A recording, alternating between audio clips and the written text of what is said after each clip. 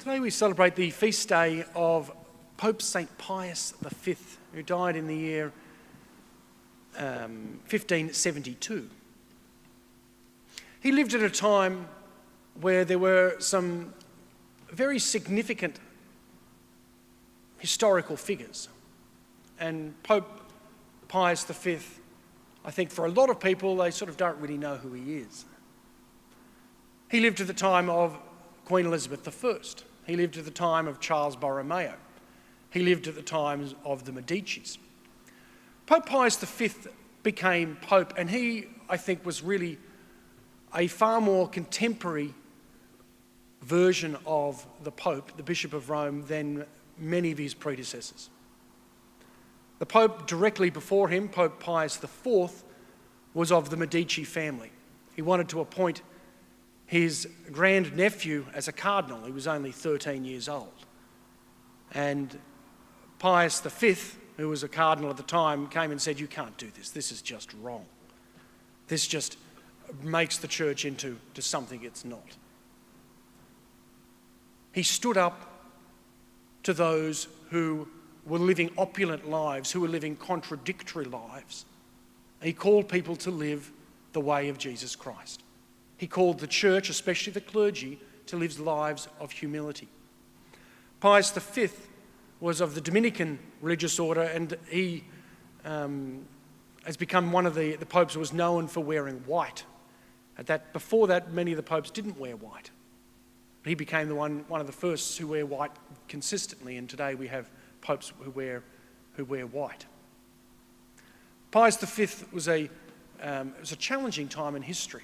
There was things where the Ottoman Empire was becoming very aggressive. They were attacking parts of Greece, Turkey, and he was able to bring together the Christian world at what became known as the Battle of Lepanto, to help protect Christianity on the eastern side of Europe. And then on the western element of Europe, you could say, in and around England at that time, history was very difficult. Elizabeth I was taking a very anti-Catholic, was against the freedom of Catholics to express their faith. And she decided she would make herself the head of the church in England. Pope Pius V spoke up about that. He was a man of courage. He wasn't going to go on quietly just living his life. Christ had called him to be a courageous voice that was crying out in the wilderness. And he spoke, whether it was to popes, whether it was to kings or to queens, or whether it was to priests or religious who were living opulent, contradictory lives. He spoke to all of those contexts and called them to live the faith of the gospel, live the way of Jesus Christ. This message is for all of us today as well. We need to live the way of Jesus Christ. We need to be courageous. And when people are not living that way, we don't want to do it with aggression or with anger, but in charity, we shouldn't just allow things that are completely contrary to Jesus Christ to go unsaid. We need to speak up. Pius V had that courage to speak up. Some would say he was perhaps too enthusiastic at times to speak up. But he did that with love, because he knew and he wanted the salvation of every person. Jesus Christ wants this for us as well. Philip, in this first reading today, is walking along and he sees a chariot.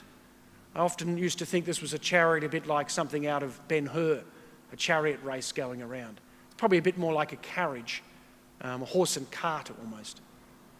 He was there, sitting there, moving along, and there is this Ethiopian man reading, a treasurer, as we're told, is there reading the Old Testament. But he couldn't understand. Philip gets in and explains to him about Jesus Christ. And very quickly, within moments, this man is baptized. He wants to come to Jesus Christ. Let us, like the Acts of the Apostles, let us study the Scriptures. Let us love the Scriptures.